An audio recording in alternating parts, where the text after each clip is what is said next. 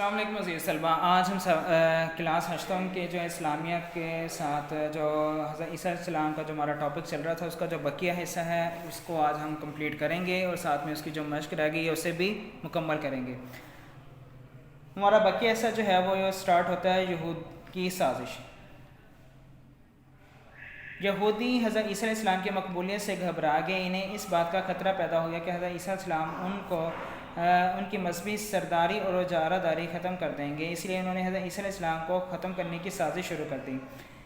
یہودی فلسطین کے رومی گورنر کے پاس لے کر گئے اور حضرت عیسیٰ علیہ السلام نے ہمارا دین بگاڑنا شروع کر دیا ہے، ہمارے نوجوانوں کو گمراہ کر رہے ہیں، ہمارے درمیان اختلافات کھڑے کر دیے ہیں، ہمارے اندر فتنہ برپا کر دیا ہے، اور وہ اپنے آپ کو اسرائیل کا بادشاہ کہتا ہے، وہ قانون و حکام کا احترام نہیں کرتا، وہ ایک انقلابی شخص اور وہ حکومت کے لیے بھی ایک بہت بڑا خطرہ بن گیا ہے۔ آگے ہے سزائے موت اور آسمان پر اٹھائے جانا۔ رومی گورنر یہودی کی مکاری کو سمجھتا تھا، اس معاملے میں خود کوئی فیصلہ نہیں کرنا چاہتا تھا، اس نے یہودی علماء سے خود ہی فیصلہ کرنے کو کہا۔ انہوں نے آپ علیہ السلام کو صلیب پر چڑھانے کی سفارش کی۔ گورنر نے بے دلی سے یہ حکم صادر کر دیا اور یہودی خوش ہو گئے۔ انہوں نے حضرت عیسیٰ علیہ السلام کے ساتھ بہت بدتمیزیاں کیں اور انہیں بہت اذیتیں پہنچائیں۔ حضرت عیسیٰ علیہ السلام کے گرد ایک آپ کے پیروکار اور دشمن یہود کا ہجوم تھا۔ انہی میں آپ کا وہ حواری یہودا بھی تھا جس نے حضرت عیسیٰ علیہ السلام کی مخبری کر کے آپ کو گرفتار کرایا تھا۔ اس بھیڑ بھاڑ اور ہنگامے میں کسی کو پتہ نہیں لگ رہا تھا کہ کیا ہو رہا ہے۔ رومی گورنر کے سپاہیوں کو اس معاملے میں کوئی دلچسپی نہ تھی۔ اس ہنگامے میں کچھ ایسی صورتحال بنی کہ لوگوں نے کسی شخص کو حضرت عیسیٰ علیہ السلام سمجھ لیا اور اس کو پکڑ کر سولی پر لٹکا دیا۔ اسی دوران میں حضرت عیسیٰ علیہ السلام کو اللہ تعالیٰ نے اپنی قدرت سے آسمان پر اٹھا لیا۔ نبی صلی اللہ علیہ وسلم آخر الزمان کی بشارت۔ حضرت عیسیٰ علیہ السلام بنی اسرائیل کے آخری نبی تھے اور انہوں نے اپنے حواریوں میں حضرت محمد صلی اللہ علیہ وسلم کی نبوت کا اعلان بڑے واضح الفاظ میں فرمایا۔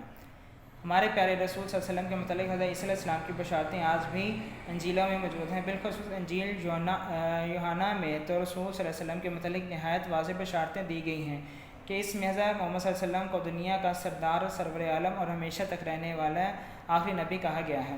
حضرت عیسیٰ علیہ السلام کے مختصر حالات سے ہمیں پتہ چلتا ہے کہ انسان کے دل میں بنی نوع انسان کے لیے ہمدردی کا جذبہ ہونا چاہیے، انسان کو دکھی اور انسانیت کی خدمت کرنی چاہیے، حق کا پیغام پھیلانا چاہیے اور ثابت قدمی سے سختیوں کا مقابلہ کرنا چاہیے۔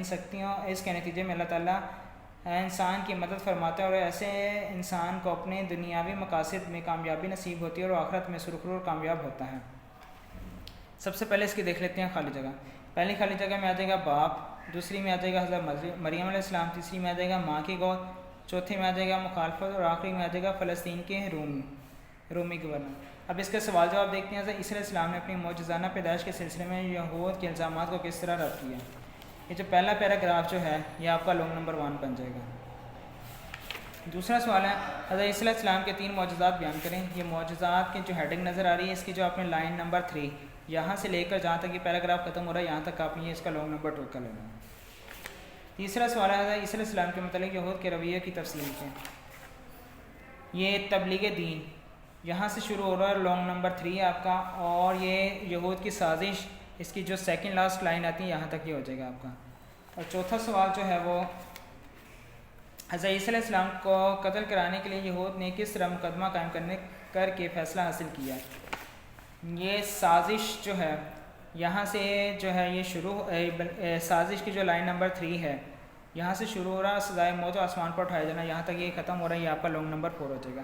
عزیز طلبہ یہ جو آج کا جو سبق تھا حضرت عیسیٰ علیہ السلام کا مکمل ہو گیا۔ اسے آپ نے اس کے سوال جواب کو اچھی طرح سے یاد کرنا، لکھنا بھی ہے۔ تب تک کے لیے اجازت دیجیے، اللہ حافظ۔